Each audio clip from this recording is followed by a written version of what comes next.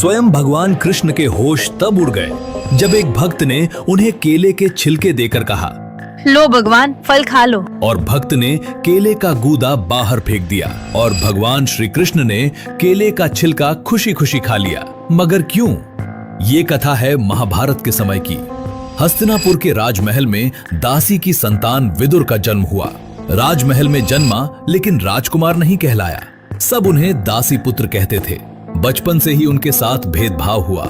जहां बाकी राजकुमार हथियारों की शिक्षा लेते थे, वहीं विदुर ने धैर्य, नीति और धर्म सीखा। समय बीता और वही दासी पुत्र विदुर हस्तिनापुर का सबसे बुद्धिमान पुरुष बन गया। राजा नहीं बना लेकिन महामंत्री बना। विदुर कभी अधर्म के सामने नहीं झुके। सभा में दुर्योधन की आंखों में आंख डालकर सच बोलते थे। एक दिन विदुर ने कहा, जो राजा अधर्म करता है वो अपने ही वंश का नाश करता है। ये बात दुर्योधन को चुभ गई।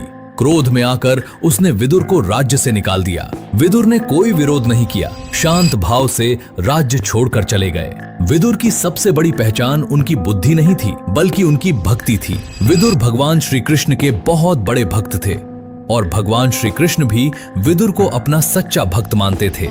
महाभारत युद्ध से पहले श्री कृष्ण शांति दूत बनकर हस्तिनापुर आए।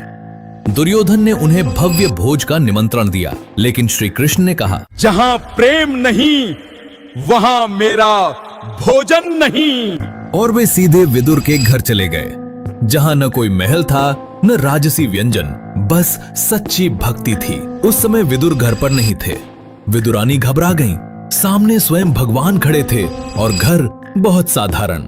श्री कृष्ण मुस्कुराए और बोले, माँ, मुझे बहुत भूख लगी है, कुछ खाने को दे दो।